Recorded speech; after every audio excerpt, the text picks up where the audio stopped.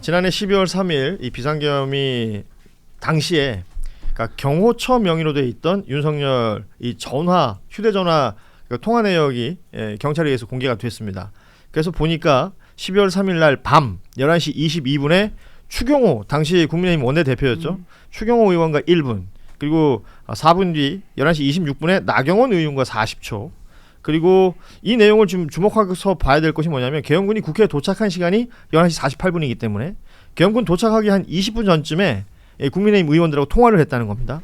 뭐 각 의원들은 그러니까 미리 계엄한다는 걸 못 알려줘서 미안하다 정도의 메시지를 들었다. 그 외에 뭐 구체적인 건 기억나지 않는다라는 입장을 내고 있는데 그날 밤에 추경호 원내대표의 행보랑 비교를 해보면 의심스러운 부분이 있죠. 자, 이 부분 조금 설명을 드리겠습니다. 예. 전 세계 쿠데타를 연구하는 전문 사이트가 있습니다. 그래요? 예, 이번에 비상계엄 때 그 주요 학자들 연구 결과가 많이 소개됐는데, 예. 자, 우선 전 세계 민주국가에서 친위 쿠데타가 일어났을 때 예. 5건 중에 4건이 성공했습니다. 예. 실패는 거의 불가능한 겁니다. 그런데 여기에서 우리가 지금 12.3 사태에서 유심히 보셔야 될 대목은 저도 왜 실패했는가 할 때 한때 그 요인으로 꼽은 게 윤석열이 집권당인 국민의힘과 사전 협조가 안 됐다는 걸 대표적인 이유로 꼽았던 거예요. 예. 이게 여당하고의 사전 모의 없이 이게 성공할 수 있냐? 그러니까 여당이 돌격대로 앞장서고 군경이 그거를 서포트해주는 방식으로 해야 이 친위 쿠데타가 성공하는데 여당을 배제하고 둘러리 세웠다? 이게 어떻게 이런 빈틈이 너무 많아지거든요. 그런데 왜 그랬을까? 이게 계속 의문이었던 거죠. 네. 그랬는데 이번에 그 통화 기록하고 일련의 어떤 흐름을 보면은 여당하고 협조가 없었던 게 아니라 실제로는 있었다. 그러니까 이게 뭐냐 하면은 윤석열이 곽종근 특수전 사령관한테 11시 반 좀 넘어서 그 아직 의결 정족수가 안 됐으니 가서 끄집어내라. 문을 부숴서라도 끄집어내라. 이 발언을 했거든요. 그 직전에 이제 추경호하고 통화를 한 것이고. 그러면 의결 정족수가 덜 찼다는 걸 어떻게 알았을까요? 누군가는 알려줬을 것이다. 그렇죠. 그때 지금 신동호 지금 국민의힘 신동욱 그 대변인이 당시에 본회의장 안에 들어가 있었다고요. 그 모습은 많은 분들이 봤죠. 그다음에 계속 통화했거든요. 거기서 의결 정족수가 아직 안 찼다는 판단이 현장에서 이루어졌을 가능성이 있고 이걸 보고 추경호 원내대표한테 전화를 했을 가능성이 있다는 거예요. 그러니까 추경호 원내대표는 순식간에 본인의 판단이 마비되고 이제 그 의원총회 장소를 4번째로 여의도 당사로 바꿉니다. 여의도 당사에서 국회 예결위장으로 바꿨다가 다시 당사로 보내고 다시 당사. 이게 반복되죠. 윤석열 추경호 통화가 있고 11분 뒤입니다. 그렇죠. 그게 아마 11시 33분일 거예요. 이렇게 되면서 급히 지침을 바꾸는데 그때 추경호 본인은 국회에 있었다고. 맞습니다. 그 원내대표실에 있었다는 거고 우원식 의장한테 전화를 해서 지금 30분만 미루자. 아니요. 그것도 아닙니다. 우원식 의장이 전화가 온 겁니다. 그러니까 추경호 원내대표한테. 그렇죠. 그런데 이 부분도 대단히 중요한 게 우원식 의장이 이제 전화를 한 것은 국회에서 본회의를 열 때는 반드시 교섭단체 대표하고 협의하게 돼 있습니다. 국회법에. 그 근거를 남긴 거예요. 그러니까 우원식 의장은 추경호 원내대표한테 전화해서 이걸로 협의 끝입니다. 이게 통화의 마지막 문장이었어. 그러니까 이거 국민의힘을 배제하고 뭐 여기서 그냥 아니라. 당시 야당만 뭘 한 게 아니라 단독 교체한 게 아니라 국민의힘에게 분명히 의사를 물었다. 의사를 묻고 협의했다. 합의가 안 된 거지 협의는 한 거예요. 그렇죠. 그러면은 뭐냐 하면은 저쪽은 헌법도 어기고 법률도 어기고 법이란 법은 다 어기는데 우원식 의장은 디테일한 조항까지 다 지켰다 이거야. 이렇게 해서 법적 정당성을 확보하려고 한 것인데 이것은 이후에 합참 결심지원실에서 윤석열이 국회법을 뒤져보면서 꼬투리를 잡으려고 했는데 그걸 완벽히 방어한 기재가 된 겁니다. 그러니까 이 대목은 집권당이 특히 국회에서의 어떤 내란 세력의 어떤 협조 세력들이 없을 수가 없다는 거죠. 없을 수가 없다는 거예요. 이게 여당이 빠진 친위 쿠데타? 난 이런 쿠데타 본 적이 없다니까. 그래요. 예. 지금 말씀하신 내용들은 추경호라는 인물은 당시 원내대표였으니까 충분히 네. 이해가 돼요. 근데 나경원 의원하고 통화를 했습니다. 어떤 당직도 없잖아요. 그러니까 나경원 의원도 역시 뭐 입을 맞춘 듯이 미리 상의하지 못해 미안하다는 그 정도만 취지의 있었다. 대화라고 얘기를 했는데, 그러니까 여러 의문이 들죠. 그러니까 예를 들면 나경원 의원이 본의 아닌 핍박을 굉장히 여러 번 받지 않았습니까? 뭐 이렇게 해임도 당하고 그 해임 당한 거를 명태균 씨가 뭐 누구한테 포워딩해주고 이런 것도 있어요. 나경원이 해임됐다 이런 거를. 당대표 출마했다 떨어져, 서울시장 후보 출마했다 떨어져, 꾸준히 떨어지는 캐릭터였잖아요. 예. 그래서 이렇게 말하자면 뭐 머륜이라고 부르나요? 그러니까 그때는 그러니까 멀어진 인사였는데 왜 꼭 집어서 나경원 의원하고만 통화를 했을까? 이 부분도 사실 좀 그거 한 대목이고. 생각해보면 친윤들 중에, 그러니까 지금 말씀하신 의회 협조 차원에서 보면 전화 의원들이 많잖아요. 그렇죠. 본인하고의 예. 친한 의원들이. 뭐 왜냐면 근데, 경찰 출신들도 있고 막 그러니까. 네. 예. 그러면 그들에게 전화를 안 하고 나경원 의원에게 했다라는 건 지금 말씀하신 관점에서 놓고 보면 그 그룹은 어느 정도의 인지가 있는데, 예를 들면 요 정도는 인지가 없었다. 뭐 이런 거를 보여주는 징표가 아닐까. 오히려 더 네. 멀었기 때문에. 예. 아니, 제가 김환 기자하고 개인적으로 통화를 하면 어디야? 거기서 봐. 그리고 끊으면 대부분 한 15초 정도 통화를 하더라고요. 네. 40초면 제법 긴 통화를 참 합니다. 무정하네.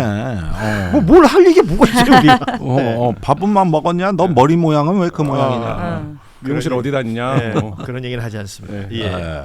아무튼 40초 정도 통화를 했다는 거 있고, 그 이후에도 보면 뭐 이상민 전 해양부 장관, 그리고 또 김주현 민정수석 등과의 통화 기록도 확인이 됩니다. 제일 많이 한 건 하종대 전. 그렇습니다. 지금 KTV 원장이었고 네. 당시에 작년 1월까지 원장이었고, 이 인물이 지금 동아일보 출신이고 그 캠프에도 있었고 윤석열 캠프에도 있고, 지금은 김문수 캠프의 공보특보죠. 네. 네. 그러면 김문수 후보와의 어떤 그 연결고리 뭐 이렇게 충분히 생각할 수 있는 것이고. 예. 그러니까 우선은 또 중요한 인물은 한상대 전 검찰총장이자 그렇죠. 지금 검찰 검찰 동무회장. 동무회장. 예.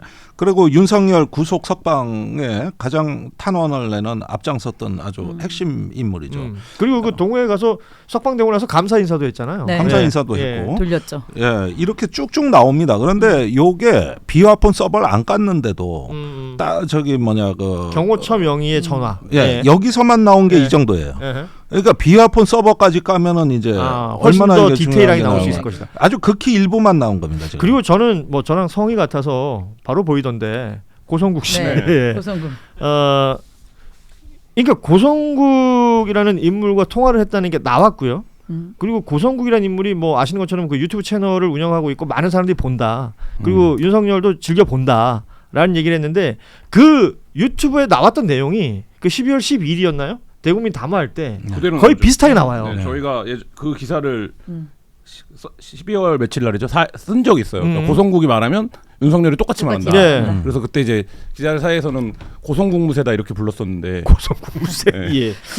근데 저는 이런 생각은 들었어요. 그러니까 고성국이 말하면 윤석열이 말한다가 그냥 단지 고성국이 말한 걸 따라하는 게 아니라 윤석열이 어느 정도 말할 것을 미리 그럼요. 퍼뜨리는 거죠.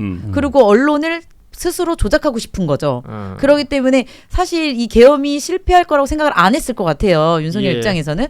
그런데 실패했잖아요. 그러면 이거에 대한 방어 논리를 빨리 만들어야 되니까 그 시간이 한 하루 이틀 걸렸다. 왜냐면 초반에 이 계엄이 실패했을 때는 아무 말도 제대로 답변하지 못하고 있었어요. 그리고 극우 유튜버들도 당황하고 있는 상황이었어요, 정말. 그런데 한 이틀 지나고 나서부터 갑자기 메시지가 막 나오기 시작했거든요. 네. 뭐 부정선거 뭘 그전에도 말했지만 이번에 이유는 뭐 등등등등 경고성이었고 뭐 부정선거였고 뭐 민주당이 너무나도 많은 탄핵을 했기 때문이고 갑자기 이유가 생기기 시작한 거예요. 진짜 그 이유였다면 처음부터 얘기했을 거고 계엄 당시에 얘기했겠죠. 예. 근데 그렇지 않았던 거 이런 것들이 인과관계로 보인다. 뭔가 이제 그 통화라는 게 단순히 뭐 안부 차원은 아니었을 그렇죠. 것이다. 당연하죠. 대표적인 게 그때 제일 처음 비상계엄은 내란죄가 아니다라고 말한 게 고성국이에요. 맞아요. 예, 예. 고성국 씨가 그 얘기를 하고 윤석열 대통령이 담화에서 똑같이 얘기하죠. 비상계엄이 어떻게 내란이냐. 그리고 그 논리는 지금까지도 이제 오고 있는 논리잖아요. 2시간짜리 내란이 어디 있느냐. 네, 예. 그 얘기도 고성국 씨가 처음 한 거고, 그 다음에 12월 11일 날 고성국이 뭐라고 얘기하냐면 덜컥 구속이 될 수 있으니까 대국민 담화를 해야 된다. 그래서 다음 날 바로 대국민 담화를 합니다. 그래서 이때 좀 알려줬어요. 왜 고성국이 말하는 대로 행동하냐. 그렇지. 했는데 지금 통화 기록을 보면 이미 12월 6일부터 그런 어떤 내용적인 어떤 논리적인 지원을 고성국 씨로부터 받았던 것으로 지금 하루에 5번 통화한 날도 있는 5차례 거잖아요. 통화가 12월 6일 날 이루어졌고, 네. 그리고 계엄이 있기 2주 전 11월 21일 그때도 뭐 통화 내용과 문자 메시지 내용들이 지금 확인이 된다라는 겁니다. 그러니까 사실은 지금까지는 주변부로 취급했던 또 언론 장사 속이라고 봤던 극우 유튜버가 사실은 내란의 중요 가담 세력이라고 시각을 바꿀 때가 됐습니다. 헤드쿼터 중에 하나다. 그렇죠. 예. 그러니까 중요 가담자. 예. 그러니까 이게 무슨 얘기냐면은 유튜브를 통해 가지고 저기 그 어떤 확증 편향이 심화되고 예. 그게 나중에 실제 실행으로 연결이 된 거거든요. 또 사후의 스피커 역할도 합니다. 네. 예. 이렇게 광범위하게 내란의 모든 과정에 개입해 있는 건 극우 유튜버만한 존재가 없습니다. 다 기능적 존재들이에요.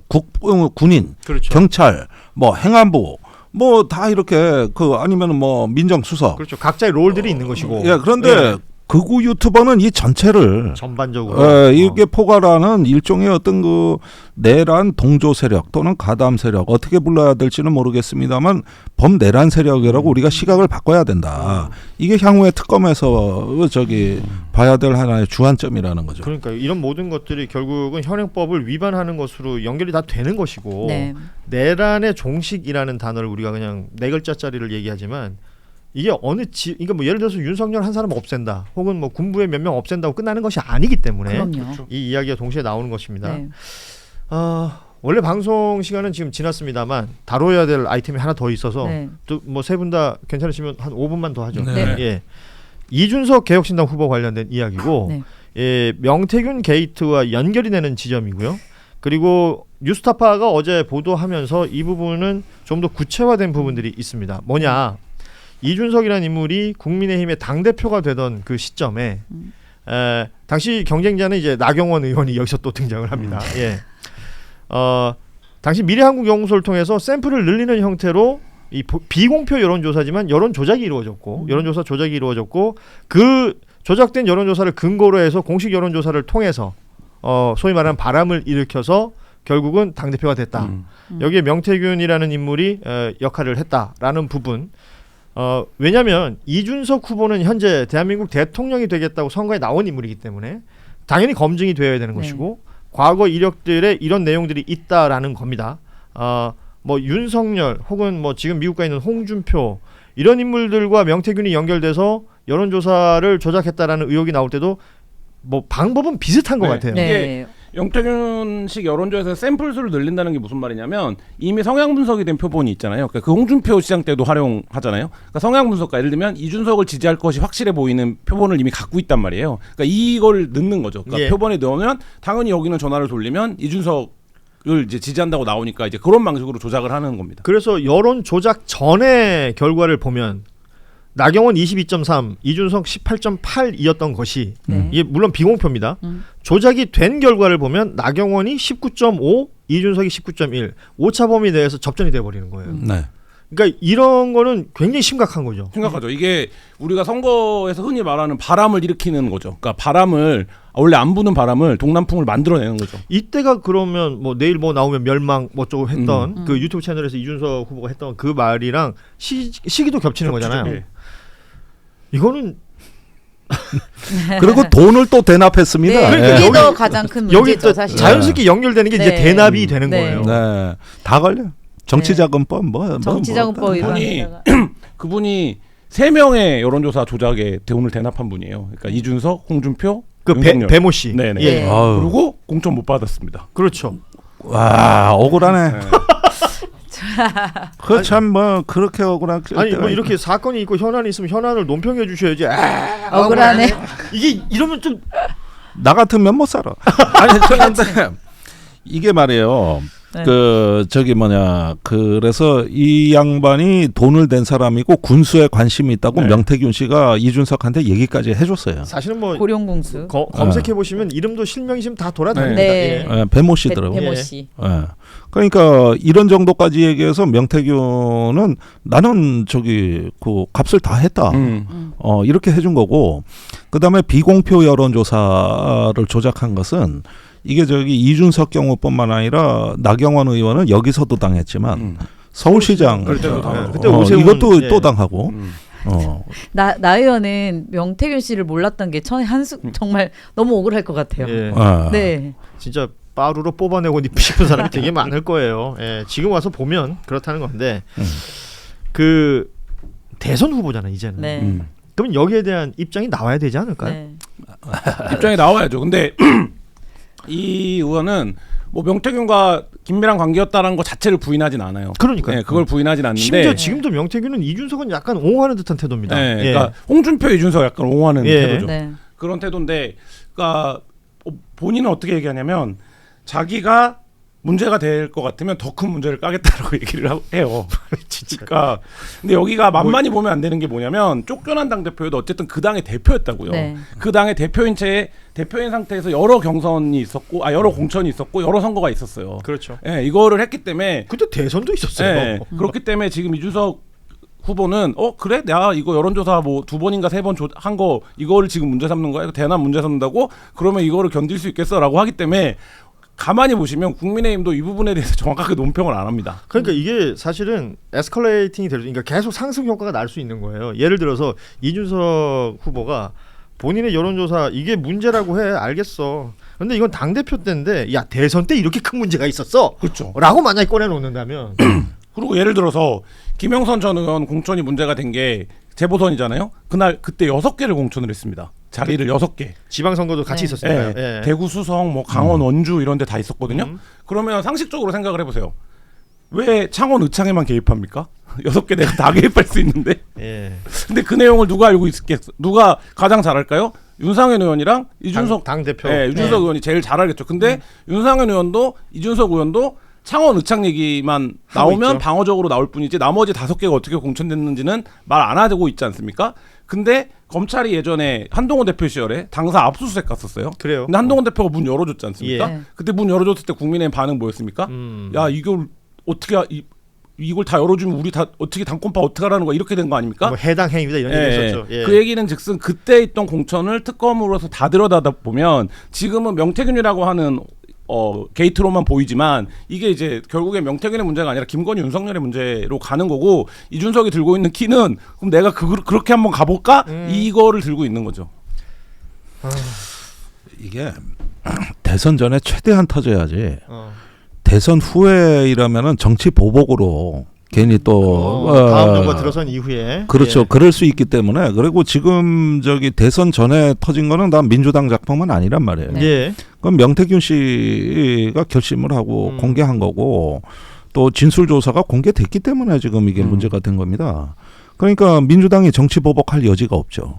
예. 그런데 여기서 지금 아까 윤석열 통화 기록 계엄 당시 나온 거, 그다음에 지금 명태균 게이트 나오는 거, 이런 부분들이 선거 때 나오고 후보자 검증에도 도움이 되고 네. 민주당이 정치 보복의 어떤 정치적 부담을 훨씬 덜어내는 매우 중요한 시기예요. 나는 이 앞으로 남은 보름간의 대선 기간이라는 게 하나의 무슨 일이든 어떤 있을 수 선거 경쟁이라는 의미도 있지만은 이게 대한민국의 판을 다시 짜는 매우 중요한 기간이라고 보는 거예요. 이 시간에 오히려 예. 집권 후에 한두 달보다 더 중요할 수 있는 시점이에요. 아, 요거 쇼츠 각인데요? 네. 와 맞습니다. 좋을 것 같습니다. 예. 예. 더 떠들 걸 그랬나? 아, 아니 우리 기회가 저 안 봐요. 예. 서초구도 문제 있었잖아요. 네, 저희도 연관되어 있었죠. 아니 저는 그래도 이렇게 딱 이재명 후보의 옷을 입고 있으니까 말이 되게 조심스러워져서 말하기가 조금 어려운데 진짜 너무 동의합니다. 대한민국의 새로운 판을 짜기 위해서 정리돼야 할 것들이 너무나도 많고 이 시기에 정리되어야 된다. 예. 네, 그렇죠. 저희가 매우 동의합니다. 아니 그러니까 어차피 이 선거 기간 들어오고 나서 김건희 검찰 소환 조사 문제, 네.